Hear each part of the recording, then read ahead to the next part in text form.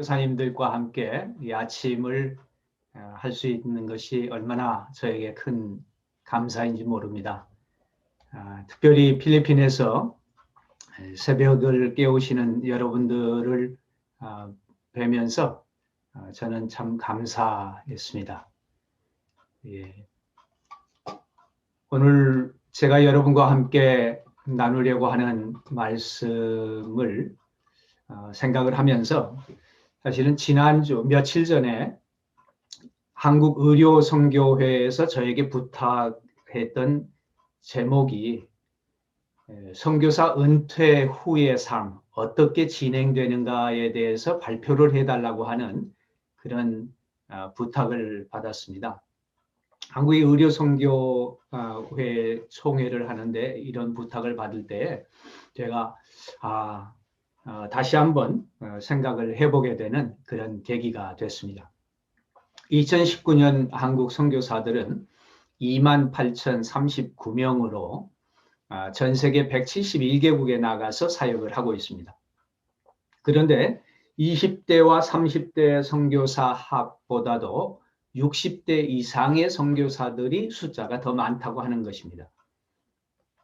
20% 이상이 아마 10년 내에 은퇴를 할 것으로 예상을 하면 70세를 은퇴 시기로 볼 경우 약 6천여 명이 10년 내에 은퇴가 예상이 됩니다. 이런 현상을 보면서 깜짝 다시 한번 놀라는 시간들을 가지게 됐습니다. 은퇴 이후 보통 시기를 50대 이전은 사임으로 생각을 하고 60대 이후는 은퇴라고 일반적으로 부르는데 사역적인, 재정적인, 정서적인 변화와 충격을 예상을 합니다. 2018년에 교단 선교부 설문조사의 결과가 발표된 적이 있었는데 개인차가 많고 한국인의 평균 수명이 82.7세로 이제는 예상이 되는데 2인 가족의 최소 생활비가 167만 원이고 월 적정 생활비는 월 243만 원이다 하는 이런 발표가 있었습니다. 통계청의 2019년 월간 지출 가계 동향 조사 결과를 제가 조사를 해봤더니 가구 원수별로 2인 가구가 207만 4천 원이 월 평균 소비 지출인 것을 보게 됐습니다. 필리핀에 계시기 때문에 이게 별로 실감이 나지 않으실 것 같습니다만은 한국이라면 상당히 이 지출이 오히려 더 된다라는 이런 생각을 하게 됩니다. 이처럼 지금 우리 선교사들의 많은 분들이 아마 10년 내 곧 은퇴를 생각을 하게 되는 이런 나이가 됐다라는 것을 보면서 다시 한번 제가 필리핀에 처음 들어가기 전에 저의 모습을 한번 살펴보았습니다. 이 신문은 1987년 1월 29일에 시카고의 한국일보에 난 기사였습니다. 그런데 태국 선교사로 새 삶을 제시한 그때 당시에 저는 오일이라고 하는 One in Love라고 하는 우리 젊은 학생들을 선교하는 그 선교 단체를 만들고 그 단체의 대표로 섬기면서 있었는데 태국 선교사로 새 삶을 제시하다라는 제목으로 기사가 났습니다. 저는 87년에 그러니까 태국 선교사로 5월 24일 날 파송을 받았습니다.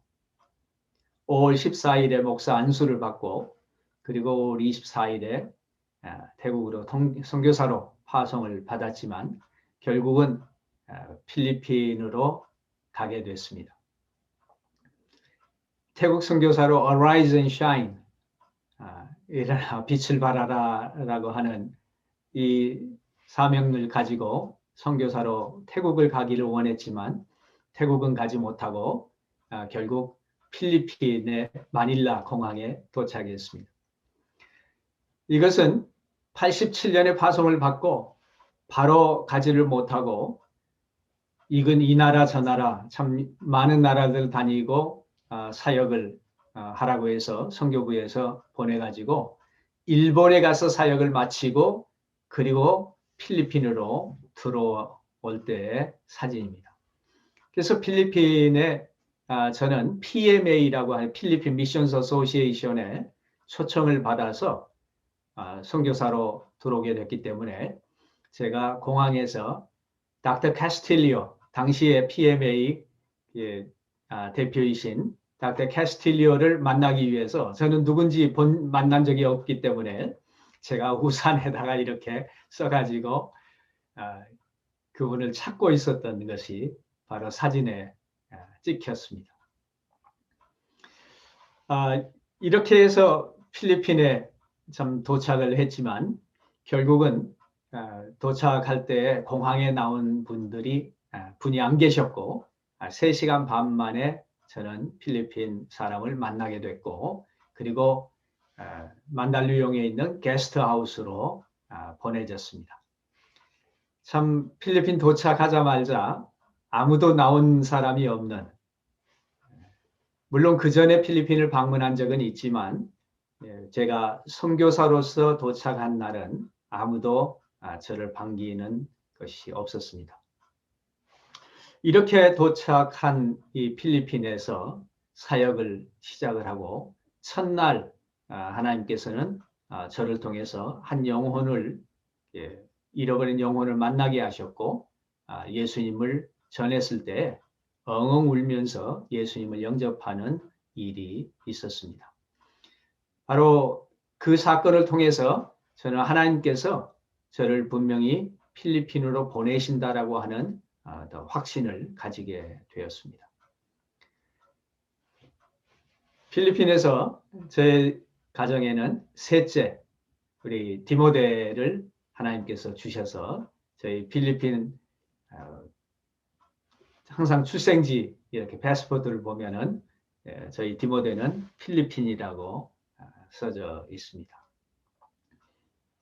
저희 큰아들은 스테반이고 둘째는 바울인데 이들이 바로 스테반과 바울 그리고 디모데 삼형제를 하나님께서 주셨습니다.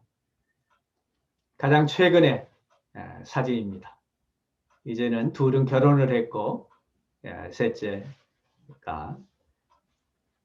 셋째는 지금 대학원을 다니고 있습니다. 이 서베이를 통해서 52% 이상의 선교사님들이 은퇴 준비가 전혀 없다. 주택 준비가 전혀 없다라는 발표. 주택이 마련되어 있는 분들이 한 20여 프로 됐었지만 여기 가운데에서도 전혀 없다. 본인 소유가 15%, 부모 소유가 15%, 전월세가 10%, 타인 소유가 4.8%다. 이렇게 발표가 됐고 그 주택 청약의 실태가 약 가입되어 있는 분이 한 50%. 그래도 선교사님들 가운데 주택 청약에 가입되어 있는 분들이 제법 그래도 있는 것을 보게 됐습니다. 은퇴 후에 생활비를 어디에서 얻을 것으로 생각하느냐 그랬더니 국민연금이 한 57%, 교회 후원이 27%, 가족 후원이 8.3%, 개인 재산으로 5.5%, 부모 유산으로 1.4%를 선교사님들이 기대하고 있는 것을 보게 됩니다. 국민연금 가입 현황의 57.9%가 가입되어 있다고 합니다. 오늘 아침 여러 선교사님들에게 제가 이런 것을 보여드리는 것은 과연 이런 지금 선교사님의 상황, 이러한 실태에 계시는 우리 한국 선교사님들, 은퇴 후에 가장 필요한 것이 뭐라고 생각을 한가 할 때 51.7%가 생활비 마련이 좀 걱정이 된다, 필요하다. 주택 해결이 35.2%, 그리고 의료 혜택이 7.6%로 이렇게 나와 있습니다. 이것이 선교사님들이 지금 느끼고 있는 것입니다. 그런데 은퇴 후에 사역을 하겠습니까? 라는 질문을 했을 때 41%가 사역을 하고 싶다. 보통은 17.9%, 매우 하고 싶다가 17%, 약간이 17% 이렇게 결과가 나왔습니다. 그래서 저는 지난 1월 달에 단체 은퇴 기금을 가지고 있는 선교사님들, 선교 단체들을 조사를 했더니 선교 단체나 개인들이 82%가 기금이 없다라고 그렇게 응답을 했습니다. 그러니까 은퇴 얘기를 하지만 은퇴 기금을 전혀 마련하지 않고 있는 우리 선교사님들이 82%예요. 그러면 은퇴 기금이 없는 경우에 준비는 어떻게 합니까? 그랬더니 개인이 알아서 합니다. 알아서 하도록 합니다. 하는 것이 84.4%입니다. 은퇴에 대한 계획이 전혀 없다는 것이죠. 선교사를 상대적으로 다른 선교사들에 대해서도 그리고 자기 자신에 대해서 선교 단체에서 어느 정도 은퇴에 대한 준비가 되어 있다고 생각을 합니까? 그랬더니 10% 미만의 선교사들이 은퇴에 대한 준비가 되는 것 같다. 35.7%, 10% 내지 30%가 31.7%. 그러니까 전체 선교사들을 상대적으로 생각했을 때 30% 미만의 선교사들은 전체적으로 한 67%의 선교사들, 3분의 2 이상의 선교사들이 은퇴 준비가 안 돼 있는 것 같다라고 그렇게 서베이에 나오고 있습니다. 주택을 가지고 있습니까? 단체에서 가지고 있습니까? 93.2%는 전혀 없습니다. 은퇴연금을 준비하는 것이 있습니까? 61%는 없습니다. 연금의 종류는 그나마 그래도 국민연금이 조금 있고 개인연금이 좀 있습니다. 이렇게 결과가 나왔습니다. 재정 독립 여부를 물어봤을 때에는 재정은 단체에서 그리고 자녀들에게서 단체에서 52%를 기대하고 자녀들에 기대하는 게 29%로 나와 있습니다. 자, 우리 선교사님들 가운데에는 확실히 단체에서 무언가를 은퇴하면 좀 대책을 마련해 주기를 기대하고 그리고 자녀들이 어떻게 친척이나 자녀들이 해줄 것을 기대하고 있는 선교사님들이 약 30% 정도가 되는 것을 보게 됩니다. 이거는 2020년 5월에 조사한 하나금융에서 조사한 것인데 우리 선교사님들이 보면은 너하고는 너무나 현실적으로 맞지 않구나 하는 것을 생각하게 될 것입니다. 근데 은퇴 후에 활동 계획이 있습니까? 라는 질문을 했을 때에 72% 이상의 선교사님들이 은퇴 후에 계속해서 사역과 이런 활동을 하고 싶다라고 72%의 선교사님들이 응답을 했습니다. 그러면 어떤 사역을 어디에서 그랬더니 현지 지원하는 사역을 42.9%, 새로운 사역을 개발하는 것을 31%, 국내 외국인 사역을 21%로 이렇게 많은 선교사님들이 현지와 관련해서 그래도 지원하는 사역을 계속 하겠다라고 얘기하고 있습니다.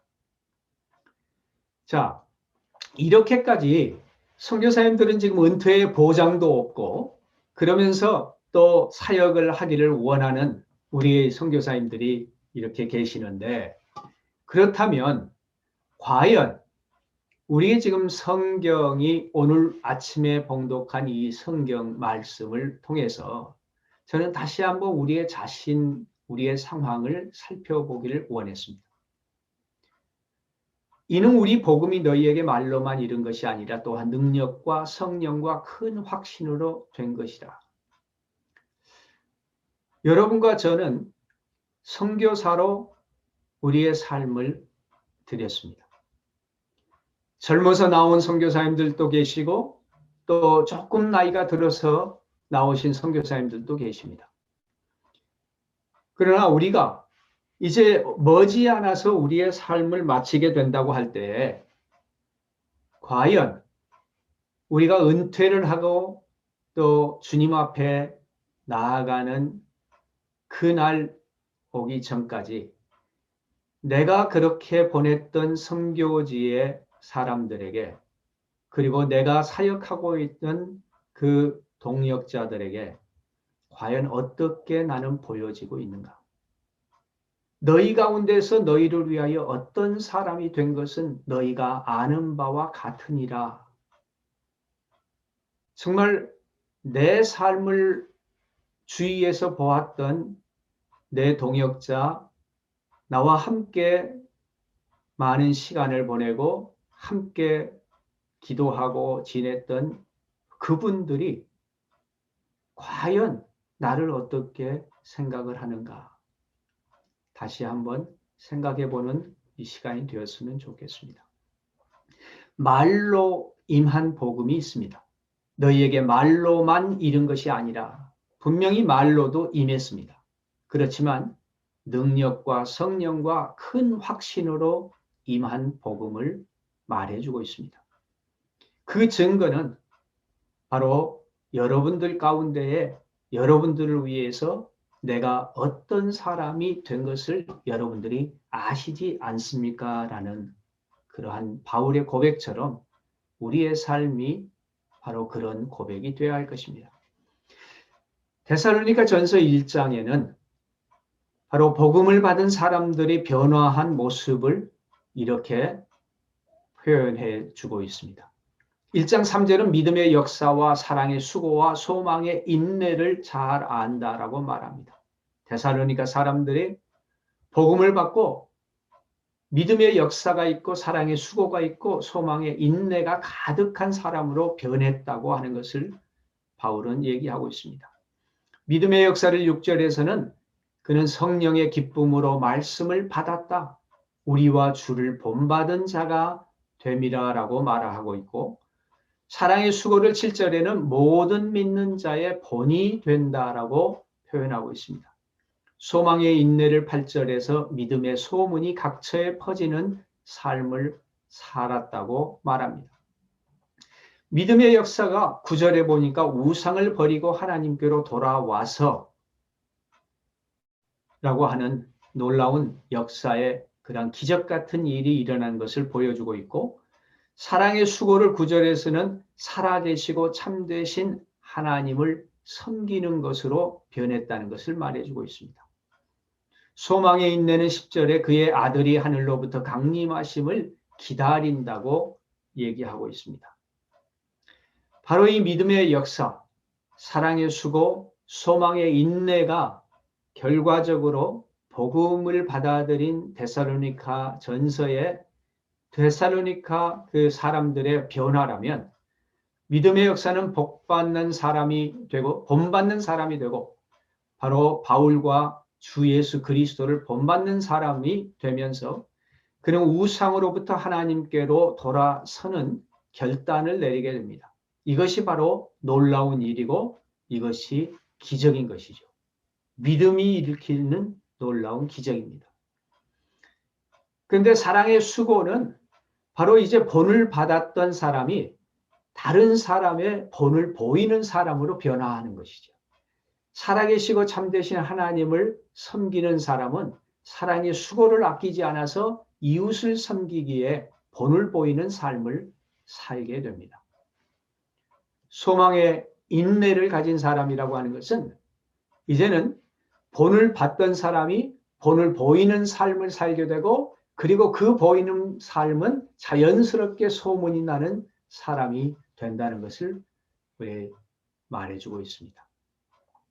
그래서 그 소망 가운데에 주님의 재림을 기다리기에 예수님 오시는 그날까지 바로 우리는 복음이 전해지는 그러한 삶을 살게 되는 것입니다. 그래서 그 증거가 우리의 삶 가운데서 나타나고 우리의 삶은 우리의 주위의 사람에게서 그대로 보여지기 때문에 말로만 임하는 복음이 아니라 능력과 성령과 큰 확신으로 임한 복음이라고 바울은 얘기하고 있습니다. 도대체 그렇다면 너희를 위하여 어떤 사람이 된 것은 너희가 아는 바와 같으니라 라고 얘기를 하는데, 어떤 삶을 살았기 때문에 그렇게 바울은 얘기할 수 있었을까요? 그것은 2장 1절에 너희가 친히 아나니라고 말합니다. 너희가 친히 아나니. 2절에는 빌립보에서 고난과 능욕을 당하였으나 하나님의 복음을 너희에게 전하였노라. 그리스도의 사도로서 마땅히 권위를 주장할 수 있으나 너희 가운데서 유순한 자가 되어 유모가 자기 자녀를 기름과 같이 하였다고 말하고 있습니다. 그것을 한마디로 얘기하자면 희생의 삶을 살았다고 말할 수 있을 것입니다. 복음이 얼마나 가치가 있기에 고난과 능욕을 당하였지만 복음을 전하기 위해서 그는 쉬지 않고 그런 고난과 능욕을 당하면서도 마땅한 권위를 주장할 수 있었지만 그러한 권위를 주장하지 않고 복음을 전했던 바로 희생의 삶을 살았다는 것입니다. 바로 여러분이, 우리 선교사님들이 살고 있는 그 삶, 그것은 바로 이런 복음이 내가 어떠한 고난과 능욕을 당하는 것보다도 더 가치 있다고 하는 것을 보여주는 것이죠. 우리의 선교사의 삶이 바로 그런 희생의 삶이 된다고 저는 생각합니다. 3절에는 이렇게 얘기합니다. 우리의 권면은 간사함이나 부정에서 난 것이 아니요 속임수로 하는 것도 아니라. 5절에는 아무 때에도 아첨하는 말이나 탐심의 탈을 쓰지 아니한 것을 하나님이 증언하시니라. 사람을 기쁘게 하려 함이 아니요 오직 우리 마음을 감찰하시는 하나님을 기쁘시게 하려 함이라. 그래서 10절에는 우리가 어떻게 거룩하고 옳고 흠없이 행하였는지 너희가 증인이요 하나님도 그러하신다. 정말 바르게 거룩하고 옳고 흠없이 살았던 것을 바울은 얘기합니다. 데살로니가 사람들과 함께 지내는 시간에 데살로니가 사람들이 너희가 잘 알지 않느냐? 라고 얘기할 수 있는 삶. 바른 삶입니다. Life of integrity. 정직한 삶이요. 고귀한 삶이라고 말할 수 있을 것입니다. 인테그리티라고 하는 단어를 옥스퍼드 딕셔너리에는 이렇게 여러 단어로 표현하고 있습니다. honesty, uprightness, probity, rectitude, honor, honorableness, upstandingness. 여러 가지 단어로 우리가 인테그리티를 한국말로 어떻게 딱 한마디로 표현할 수 없는, 근데 그래서 저는 이것이 바른 삶이라고 제가 표현을 했지만 정직한 삶이라고 번역을 더 많이 합니다. 그러나 그 한 단어로 표현할 수 없는 고귀한 삶. 저는 이것이 바로 선교사의 삶이라고 생각합니다. 우리 선교사들이 그렇게 살아왔고, 그렇기 때문에 선교사라고 하는 단어는 다른 누구에게든지 바로 바른 삶, 선교사처럼 사는 그러한 삶을 정직한 삶이라고 그랬고, 선교사처럼 사는 것을 고귀한 삶이라고 했고, 선교사처럼 살아가는 것을 교과서적인 삶이라고 그렇게 얘기해 왔습니다.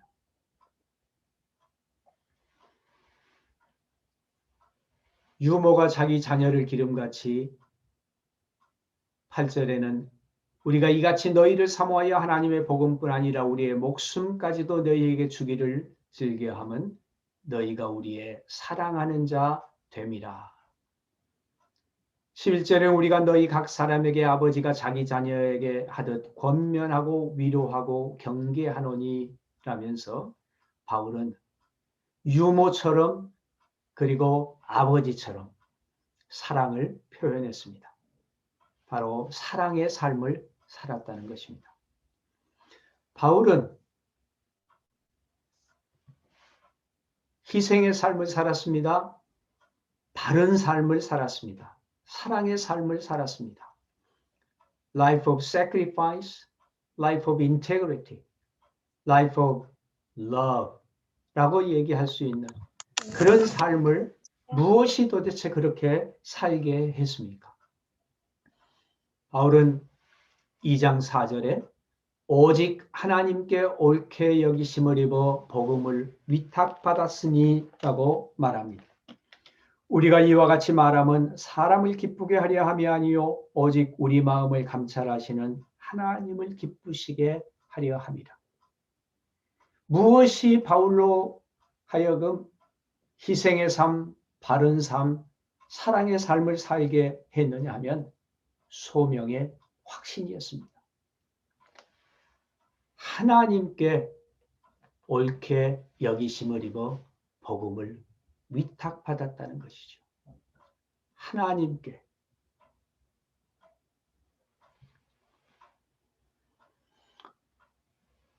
우리가 하나님으로부터 부름을 받은 것은 우리가 잘나서도 아닙니다. 우리가 뛰어난 능력이 있기 때문도 아닙니다. 우리가 너무나도 부족하기 때문에 오히려 하나님 앞에 부름을 받았다고 생각을 합니다. 신명기 7장 6절부터 7절의 말씀은 이스라엘을 부르신 하나님께서 이렇게 말씀하십니다. 너는 여호와 내 하나님의 성민이라. 내 하나님 여호와께서 만민 중에서 너를 자기의 기업의 백성으로 택하셨나니 여호와께서 너희를 기뻐하시고 너희를 택하심은 너희가 다른 민족보다 수요가 많기 때문이 아니니라. 너희는 오히려 모든 민족 중에 가장 작은 사람들이라고 말하고 있습니다. 모든 민족 중에 가장 적은 이스라엘을 부르셔서 하나님의 놀라운 계획을 이루시기를 원하시는 하나님. 아브라함과 아브라함의 자손을 통해서 하나님이 모든 인류의 축복의 통로로 쓰임받기를 원하시는 그 하나님이 여러분과 저를 불러주셨습니다. 우리가 능력이 있어서가 아니라 우리가 너무나도 부족하고 연약하기 때문에 우리가 자랑할 것이 없기 때문에 우리가 가진 것이 없기 때문에 하나님은 우리를 부르셔서 사용하기를 기뻐하신다고 우리는 확신해야 할 것입니다. 우리가 많은 것을 가지고 있기 때문에 한국교회가 부자기 때문에 한국교회가 이만큼 많이 발전했기 때문에 우리를 선교사로 부르신 것이 아니라고 하는 것을 다시 한번 명심해야 할 것입니다. 우리가 얼마나 잘났기 때문에 능력이 있기 때문에 하나님은 우리를 부르셔서 사용하시기를 원하시는 것이 아니라 우리가 참으로 작은 자요, 가진 것이 없는 적게 가진 자요, 부끄러워서 하나님 앞에 나설 수 없는 자기 때문에 하나님은 우리를 부르셔서 겸손히 섬기기를 원하시고 계십니다. 저는 다시 한번 오늘 이 아침 사랑하는 여러분과 함께 정말 주님 앞에서 우리를 부르시고 희생의 삶, 바른 삶, 사랑의 삶을 살기를 기대하시는 하나님, 그 하나님 앞에 우리가 부름받았다고 하는 것을 다시 한번 확신하면서 데살로니가 사람들에게 내가 여러분 가운데 어떤 삶을 살았는지 잘 알지 않습니까? 라고 말할 수 있었던 바울 사도처럼 우리도 필리핀 사람들에게 내가 섬기고 있는 사역지의 형제들에게 자매들에게 그런 말을 할 수 있는 삶을 살게 되기를 소원합니다.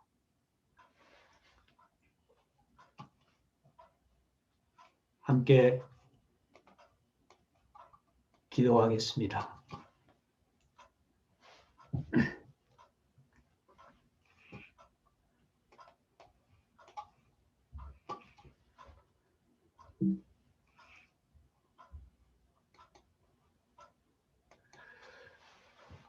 하나님 아버지, 참으로 부족하고 연약한 저희들을 부르셔서 우리 민족을 부르셔서 세계 열방의 축복의 통로로 사용하여 주심을 진심으로 감사합니다. 우리는 아무도 은퇴 후에 보장이 없고 은퇴 후에 가야 할 주택이 마련되지 않았음에도 불구하고 이런 희생의 삶을 살도록 인도해 주시고 우리가 바른 삶을 살며 선교사의 삶을 살게 하여 주신 것을 감사합니다. 주님, 우리를 불러주신 주님 앞에 부끄러움이 없이 그리고 우리가 함께하고 있는 우리의 현지의 동역자들 앞에 부끄러움이 없는 삶을 살 수 있도록 저희를 붙잡아 주시고 저희를 인도하여 주시고 우리의 부족함을 하나님의 풍성함으로 채우시고 우리의 연약함을 그리스도의 강하심으로 채워 주시옵소서. 힘이 부족해서 날마다 하나님 앞에 나아가기가 부끄럽고 날마다 주님 앞에 참으로 내세울 것이 없는 저희들, 주여 저희를 불쌍히 여기셔서 하나님 앞에 나아가는 저희가 우리의 모든 선교사님들 되게 하시고 주님께서 우리를 부르시고 사용해 주신다는 것에 날마다 감격하며 살아가는 저희들 되게 하여 주시옵소서. 우리 민족이 감사를 회복하게 하시고 우리의 교회가 주님 앞에 다시 한번 겸손히 무릎을 꿇는 시간들이 되게 하여 주시옵소서. 예수님 이름으로 감사하며 기도합니다. 아멘.